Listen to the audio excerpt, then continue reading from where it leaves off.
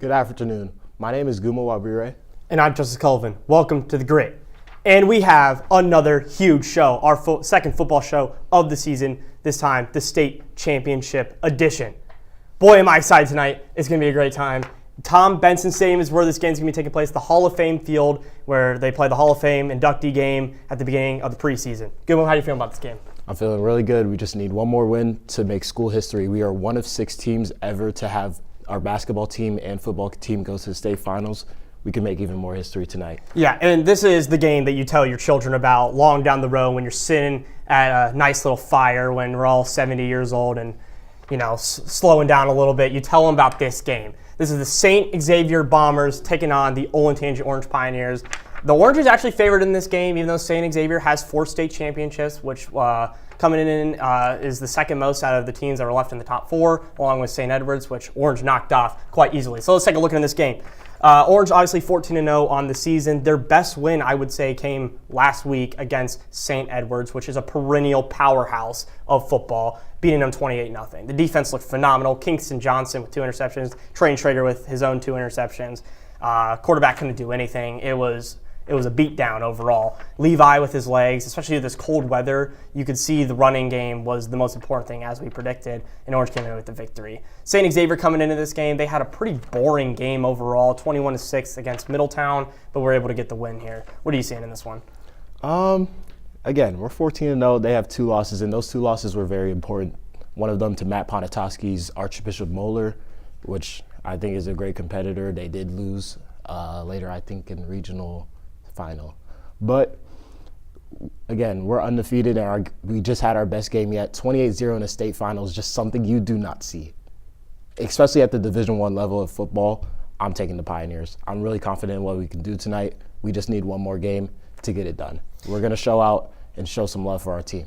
Yeah, and this St. Xavier defense is filled with stars. Braden Riley, he's going to Clemson, a phenomenal linebacker. They have a safety going to Michigan State, as we all talked about last week. And but what the Pioneers have that St. Xavier doesn't is they have just really good team chemistry overall. That is really what it's been this season. Is just overall everyone does their job on the team. There's plenty of stars. Don't get me wrong. Levi Davis, Lucas Fickle has every rushing record in a season this year. Yeah. MC Walker has been playing phenomenal this year. Obviously.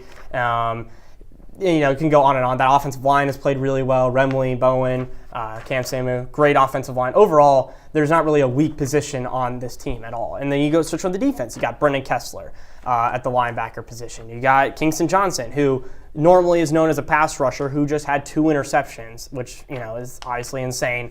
You know, Trey Trader, Zane Konzak, the corners, and then Colby Luling, who's really stepped it up the last couple games at safety. There really isn't a weak position on this team. I think even though this St. Xavier team at the top end is very elite, I definitely think the Pioneers have the better overall team. I think they get the win here. Yeah, I think this is going to be the final test of the season, but I think we have been tested by teams as good as St. Xavier.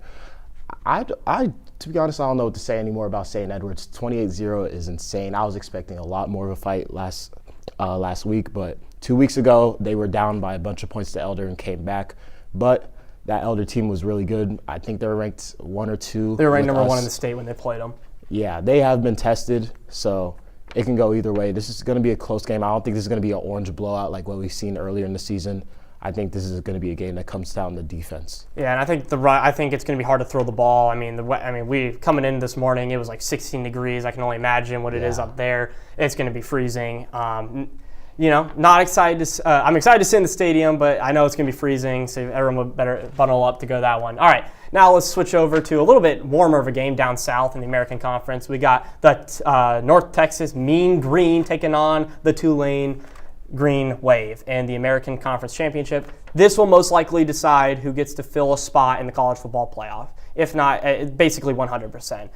Both these teams have not played each other yet, so they did not play each other in conference play this season. Mean Green's 1 loss is against UCF. Byron Brown ran for like 200 yards against them. They lost like 63-36.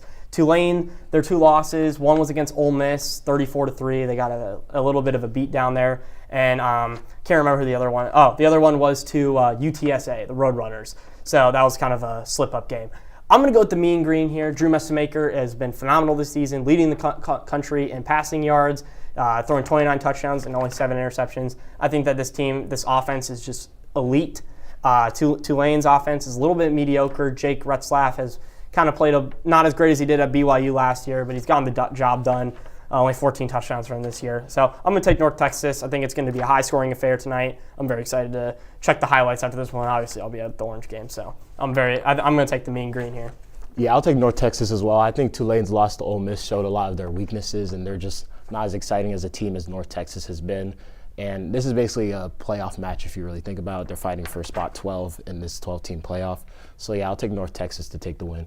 Then we got the BYU Cougars taking on the Texas Tech Red Raiders. This one is a rematch of just a couple weeks ago where at Texas Tech, BYU came in and got a smackdown. It was brutal. Baron Morton threw an interception to start the game, and BYU did absolutely nothing with that. L.J. Martin, the running back, who has been elite all season, averaging 5.3 yards per carry. Bear Bachmeier, who's been great with his legs and throwing the football, could not do anything. It was 29-7 destruction. BYU, I think they're going to put up a little bit more of a fight. This is a neutral site, so I definitely think it'll be a lot more BYU fans. They tend to travel really well. I'm going to take Texas Tech, though, still. I mean, the 29-7 is just a little bit concerning for me. It wasn't close ever in that game. Jacob Rodriguez is making a Heisman case today, or it's tomorrow, but making his Heisman case to be a linebacker to win it. I'm going to take Texas Tech. Yeah, I'm going to go with Texas Tech as well because the last game that they played ended up in a beatdown. I do think BYU will put up a better fight. They've had to have adjusted. I mean, this is Big 12 football we were talking about. The coaching staff must be good enough to adjust to this team after playing them once. But I still think Texas Tech is going to hold it down. I would agree that they are the 4th best team in the nation right now, and they can make a decent push in the playoffs. I'm not sure if they could beat 2, 3, or 1, but I think they can beat BYU. And then we move it over here to probably the most pathetic ACC championship we have ever seen. We have a 7-5 team in the ACC championship and has the ability to knock out the ACC completely from the playoffs unless the committee decides to do something with Miami.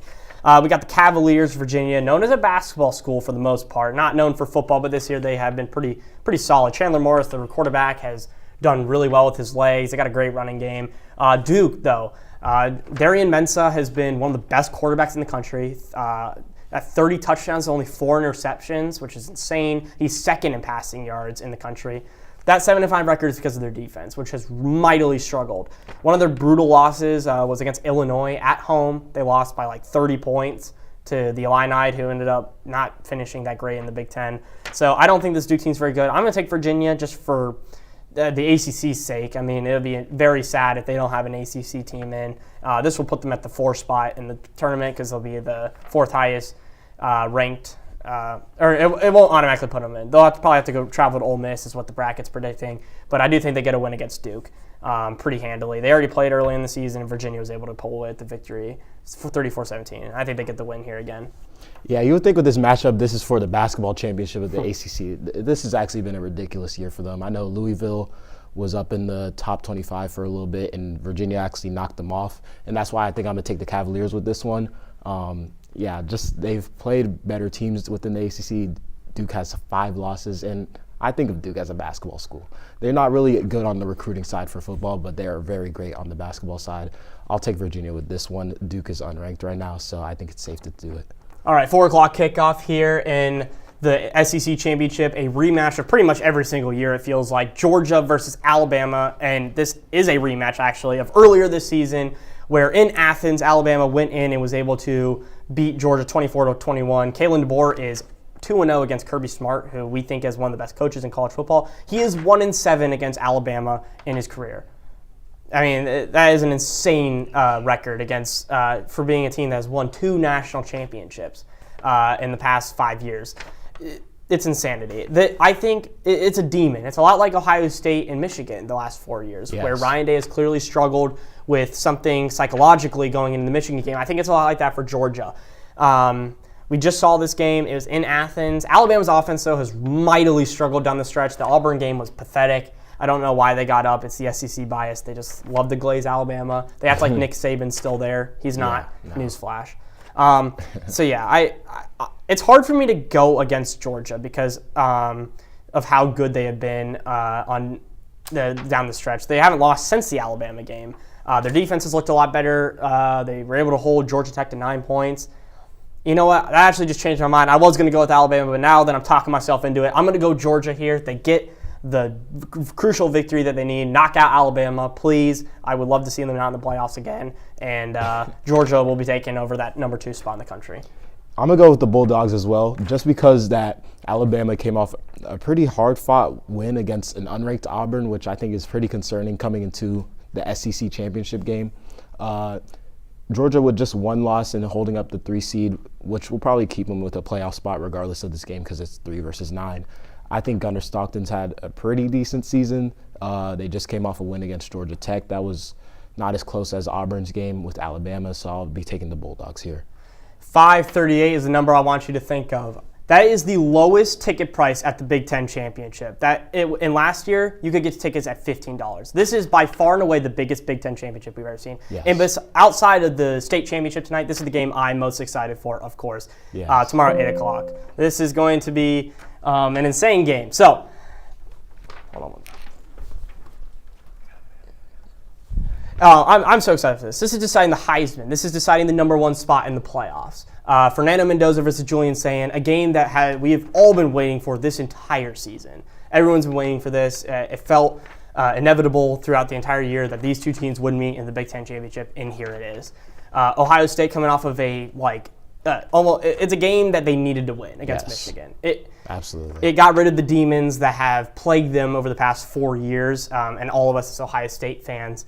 And I think that this team is now going to go in to Lucas Oil Stadium, and they're going to beat down the Hoosiers. The Hoosiers need to learn that they're not at the top of the Big Ten like they think they are. Kurt Cignetti is one of my least favorite people that have ever graced the sport of college football. I don't like his attitude. I think he's annoying.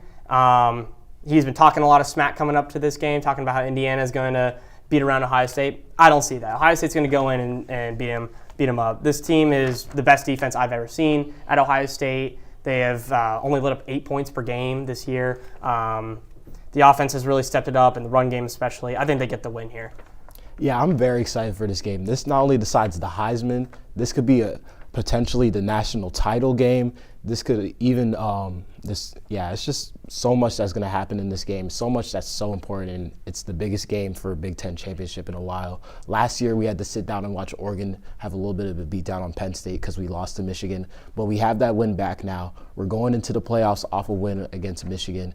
We can get another win on the Hoosiers and beat 2 of our bordering state teams. I think I'm going to take Ohio State. Why? Because we are exciting on both sides of the field. Offense was amazing. Julian Sayin with 3 touchdown throws to Tate and Smith. That Smith one was a little debatable, but I only see Indiana being exciting on the offensive side with Mendoza. I just don't see something exciting in their defense as we have Arvell Reese, Sonny Styles. Too many names to name on the defensive side and offensive side for this team. Ohio State is overall the best team in the nation. We're going to get this win. And I totally agree.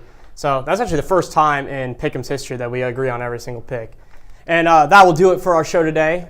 Be at the game tonight at the Hall of Fame field. Be there, be loud, go Nears.